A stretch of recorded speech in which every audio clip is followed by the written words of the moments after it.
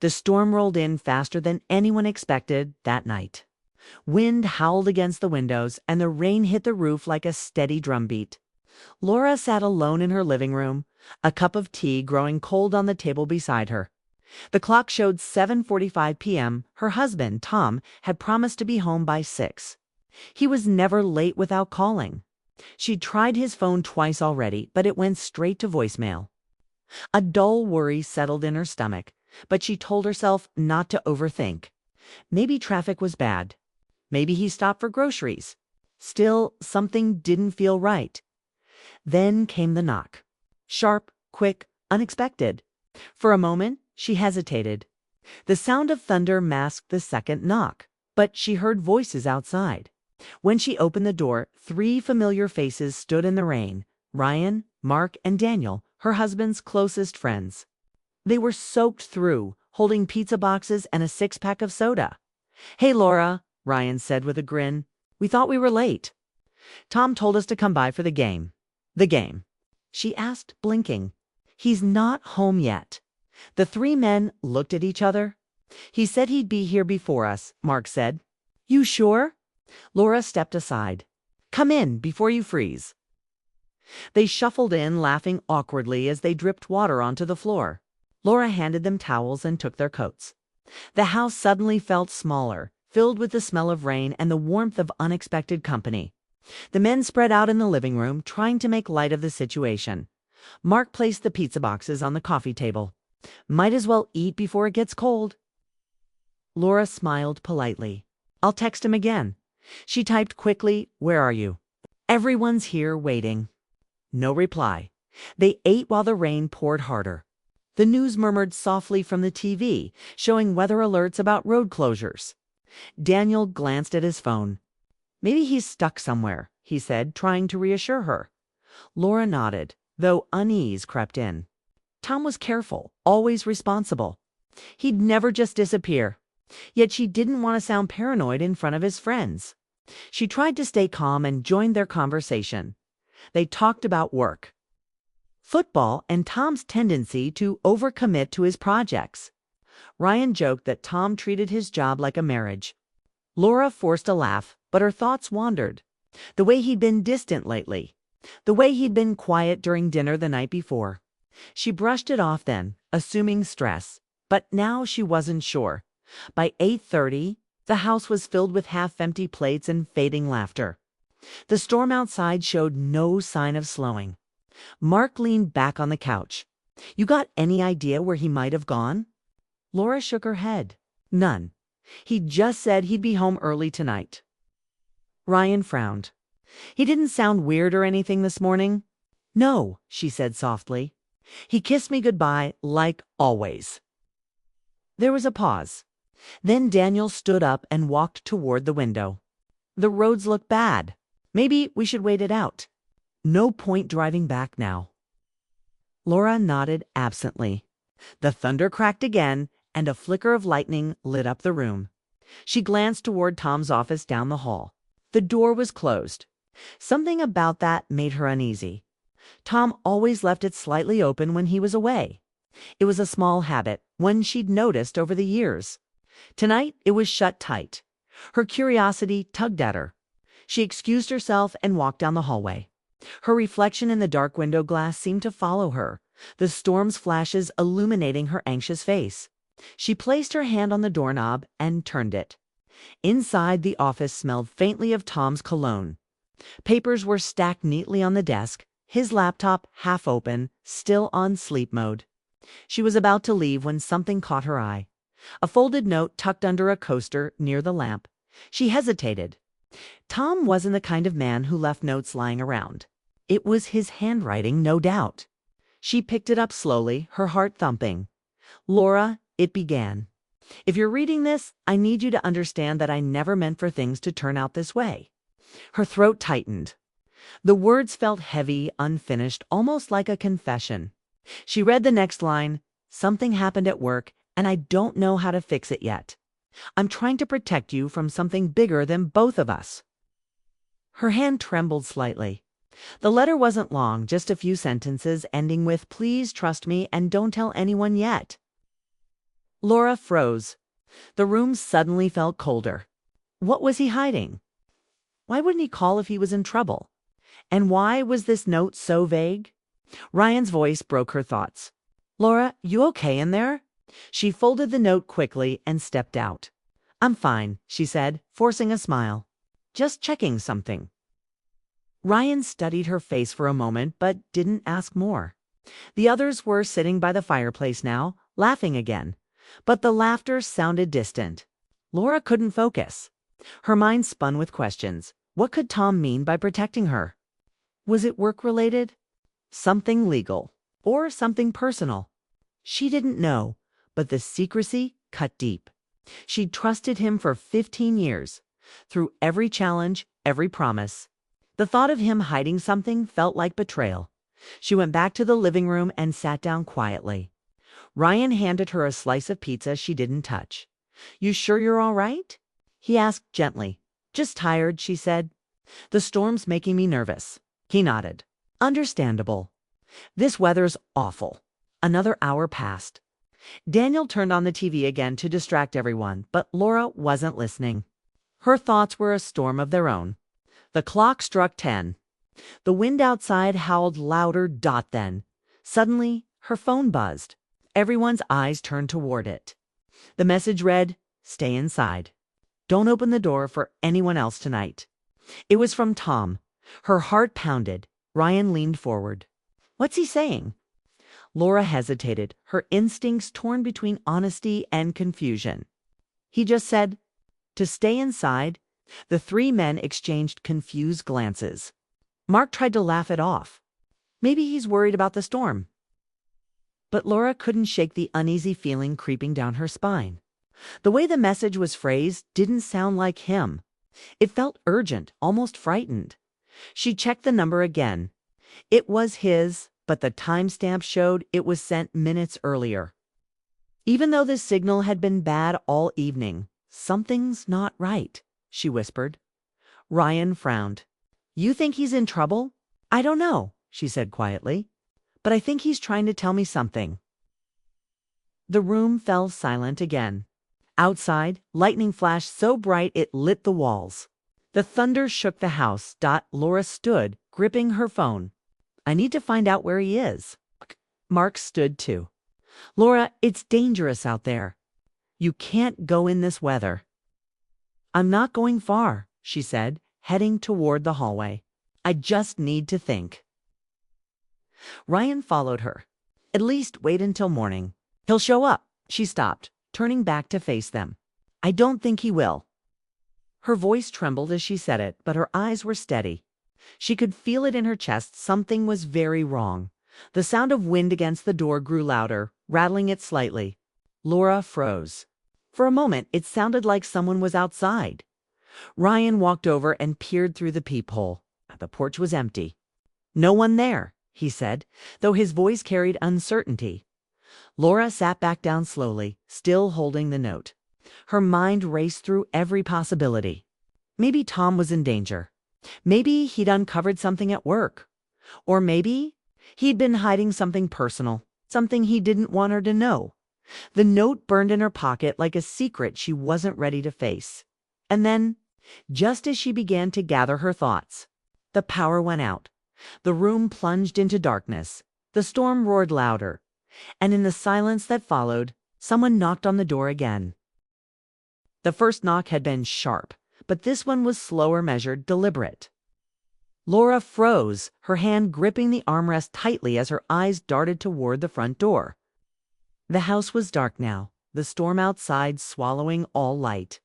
Ryan reached for his phone to use the flashlight, the beam cutting through the dim room.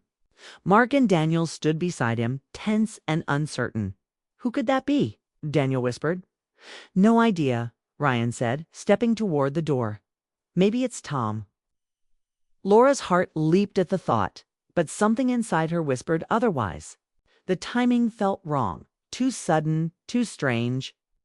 She stood too, moving slowly. Wait, she said. Let me listen. They fell silent. Rain tapped against the windows. Thunder rolled faintly, and then came a third knock lighter this time. but closer, almost as if whoever was out there was leaning against the door. Laura took a step forward, her heart pounding. "Who's there?" she called. For a moment, there was nothing. Then a man's voice, soft, hoarse, almost broken and surd. "Laura." It was Tom's voice. Her breath caught. "Tom, is that you?" As came the answer. "Open the door, please." The men exchanged uneasy glances. Ryan frowned. That didn't sound like him. Laura shook her head. "It did. It's him. I know it." She reached for the handle, but Ryan stepped in front of her. "Right. We can't just open the door to a voice in a storm. What if it's my husband?" she snapped, her fear twisting into frustration. Another flash of lightning lit the porch through the window. For just a second, Laura saw a figure standing outside, tall, motionless, face hidden in shadow. Her stomach turned cold. "Tom," she whispered again, but no answer came. Then, from behind her, her phone buzzed. A new message appeared on the screen. "Don't open the door. I'm still 2 hours away." Laura's hand went cold. Her throat went dry. Slowly, she lifted her eyes to the door again. Whoever was outside wasn't her husband.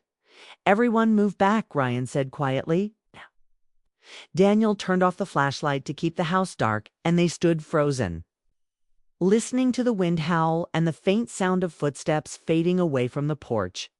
For a few seconds, no one spoke. Mark exhaled shakily. That was not him. Laura nodded weakly, clutching the phone. "He just texted me. He's still driving. He said don't open the door." The three men exchanged looks, and Ryan muttered, "Then who the hell was that?"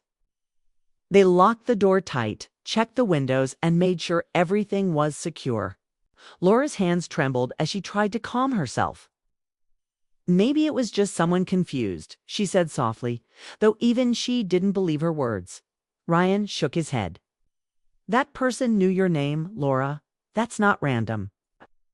The power flickered back for a moment, lights flashing weakly before dying again. The storm's fury outside grew stronger. The house creaked under the wind. Trying to distract herself, Laura pulled out the note she'd found earlier. The folded paper felt heavier now. She opened it again under the dim light of Ryan's phone. The words seemed even more cryptic. "I never meant for things to turn out this way.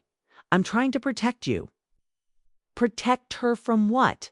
From who? She looked up at the three men. "Tom wrote this before he left tonight." Mark leaned closer. "What does it mean?" "I don't know," she whispered. "But something's wrong at his work. He mentioned a problem with a client last week. Something about money going missing and people being investigated." Ryan rubbed his temple. "Could he be in trouble? Maybe," Laura said. "Or maybe someone's trying to make him look guilty."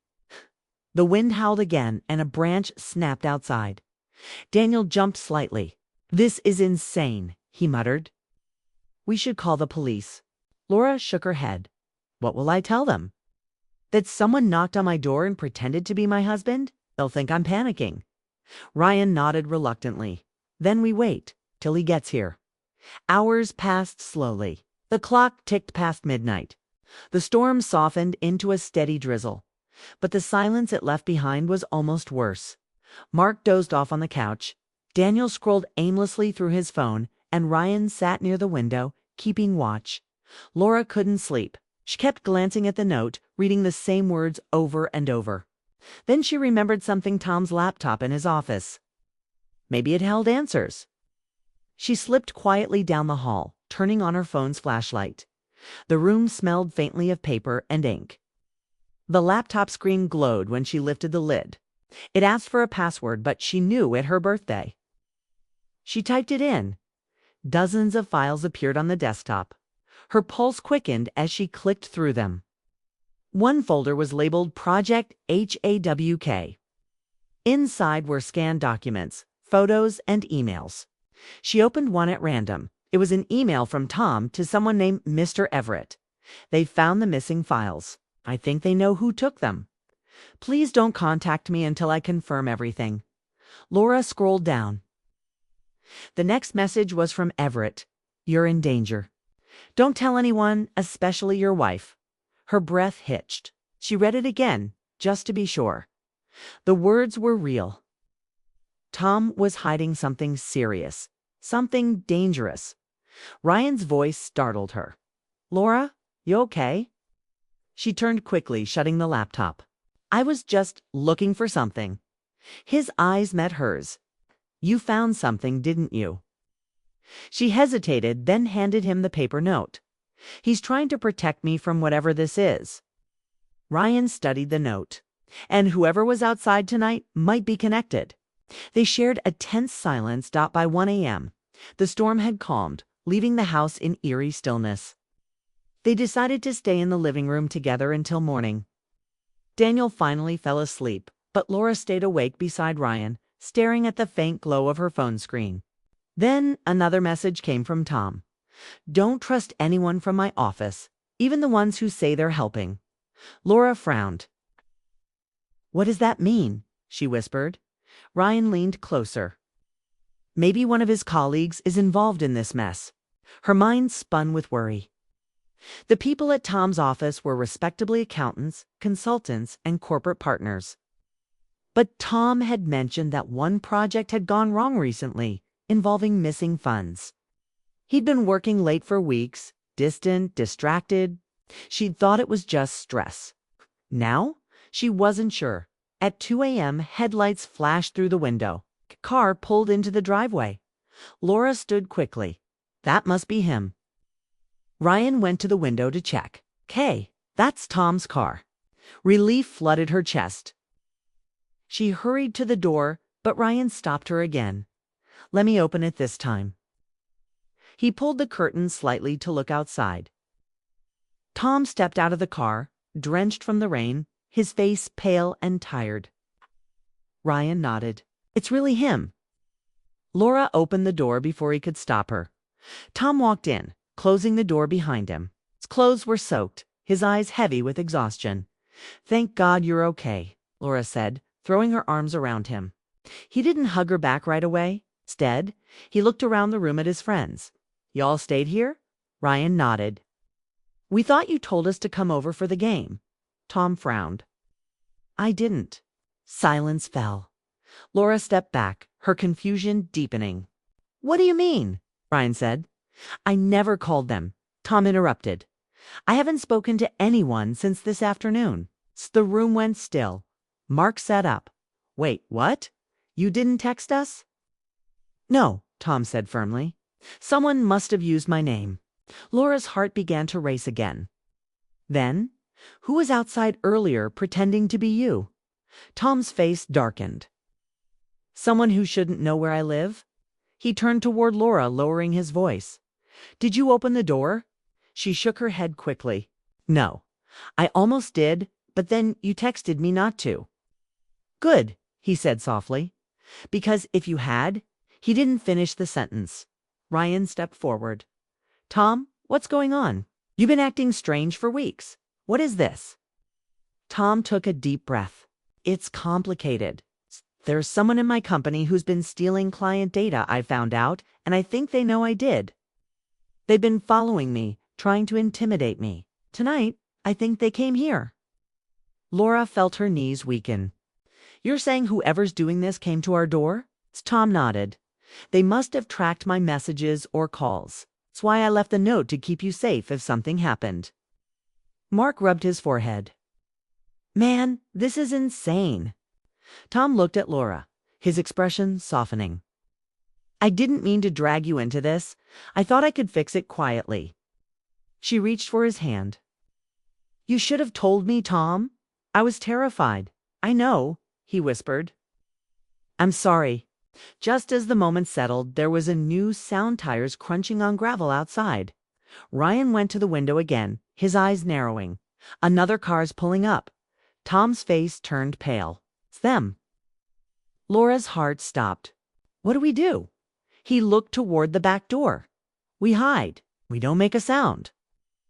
The sound of footsteps approached the porch again. Someone knocked softly 3 times, just like before. Laura held her breath. The others exchanged frightened glances. Then came a voice different this time. Cold. "Mr. Harris, we need to talk." Tom gripped Laura's hand tightly. "Whatever happens," he whispered, "don't open the door." The knock came again. Louder, and in that tense moment, Laura realized the storm wasn't over yet. The knocking grew louder, steady, and unnerving. Laura's heart pounded as she clung to Tom's arm, her breath shallow. Ryan turned off the small lamp, plunging the living room into darkness again. Mark and Daniel crouched near the window, trying to see who was outside without being noticed. The rain had slowed, but the tension inside the house had grown unbearable. Every creak of the floor, every gust of wind seemed amplified. Ryan whispered, "Who are they?" Tom's voice was calm but tight. "People from my company or someone working for them. They're not police. They just want what I've found." Laura's throat felt dry. "What did you find?" Tom looked at her, eyes filled with guilt. "Evidence. A list of accounts, names of people moving money illegally through our firm. I copied it onto a flash drive before they could erase it. I was supposed to hand it over to a federal investigator tomorrow morning." Laura's eyes widened. "And they found out?" "Yes," he said. "They must have traced my calls. They probably know I didn't go to the office tonight." A voice outside called out again, louder this time. "Mr. Harris, we know you're in there. Let's make this simple. Give us the file and no one gets hurt." Laura's stomach twisted. It wasn't a stranger's voice, it was familiar. She moved closer to the window, her mind racing. Then she saw the face illuminated by a streetlight. Her breath caught. "Ryan," she whispered. "Look." Ryan leaned over, his eyes narrowing. His expression hardened. "That's Everett," he said softly. "Who's Everett?" Mark asked Tom's boss. Ryan replied, "The one who's been helping him on that project." Tom nodded grimly. "He's the one who sent me that email. I thought he was protecting me. Turns out he's the one behind everything." Laura felt a cold shiver crawl up her spine. "He knows we're inside." Tom took her hand gently. "We'll get through this. I promise." Ryan stepped toward the kitchen quietly, gesturing for Mark and Daniel to follow. "We'll check the back door, make sure it's locked. If they try to break in, we'll call the police." Tom shook his head. "They'll be gone before the police arrive. We need to buy time." Outside, the knocking stopped. Silence hung heavy in the air. Then, faintly, the sound of footsteps moving around the house. The crunch of gravel. The flick of a lighter. Laura's chest tightened. "They're circling the house," she whispered. Tom's eyes darted to the hallway. "Come on, the basement? It's the safest place." They moved quickly, keeping their steps light. Laura grabbed a blanket from the couch, more for comfort than warmth. As they reached the basement door, a loud crash echoed from the back porch, the sound of glass shattering. "They're in!" Mark shouted. "Go," Tom said, pulling Laura down the steps. The basement was cold and smelled of old paint and wood. Tom guided Laura behind some storage boxes, then turned to Ryan. "There's a small window near the ceiling. If they come down, we can use it to escape." Ryan nodded. "Got it?" They crouched in silence, listening. Footsteps creaked above them, slow and deliberate.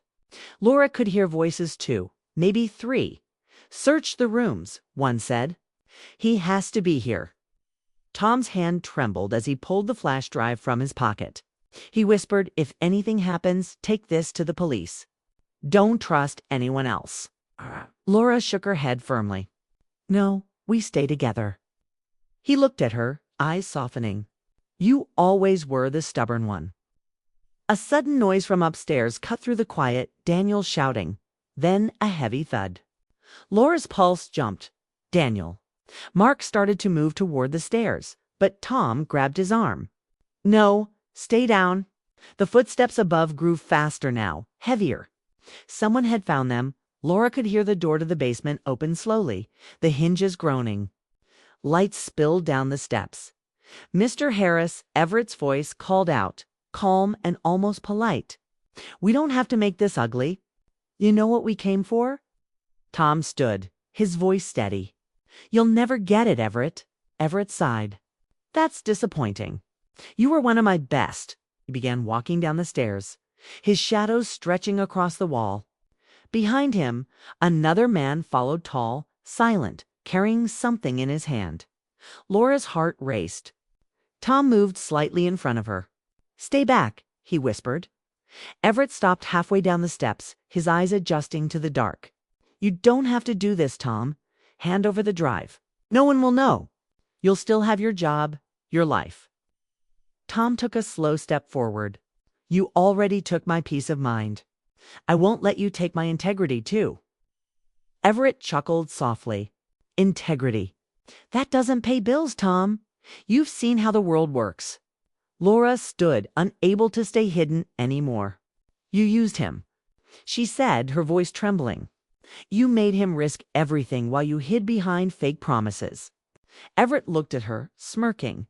"Ah, Mrs. Harris. Always so loyal. I admire that." Ryan moved quietly toward the far corner of the basement, picking up an old metal rod. He caught Tom's eye and gave a subtle nod. Tom took another step forward, keeping Everett's attention. "You're done, Everett. The authorities already have the files." It wasn't true, but it was enough to make Everett hesitate. "You're bluffing," he said. "Am I?" Tom replied. "You think I'd keep everything in one place?" Everett's jaw tightened. "You shouldn't have crossed me." He moved down another step, but that was the moment Ryan swung the rod, hitting the wall near the light switch. Sparks flew and the light went out completely. Chaos filled the basement. In the darkness, there were shouts, scuffling, and the sound of something falling. Laura felt someone grab her arm, but then another voice Tom sealed, "Run." She stumbled toward the small window near the ceiling. Ryan helped her climb up, pushing her through the opening into the cold night air. Rain drizzled softly as she gasped for breath. Seconds later, Tom followed, dragging himself out beside her. Mark came after him, his face streaked with sweat and dust. "Where's Ryan?" Laura asked, panicked. Tom turned back toward the basement. A moment later, Ryan appeared, clutching his shoulder. "I'm fine. Let's move." They ran toward the back of the property through the wet grass until they reached the old shed. From there, they could see Everett and his accomplice retreating to their car, shouting angrily. "They're leaving," Mark said. Tom exhaled shakily. "They think we're gone." Laura grabbed his hand. "We need to call the police now." Tom nodded. He used Ryan's phone. His own had been left inside to call the authorities. Within minutes, flashing lights filled the street. Officers stormed the house, but Everett and his partner were already gone by dawn. The storm had ended, leaving only damp streets and a heavy silence. The police took their statements and secured the house. One officer confirmed they'd already received an anonymous report about corporate fraud involving Everett's company. Tom looked at Laura, relief and exhaustion in his eyes. "It's over." She touched his cheek gently. "No, not yet.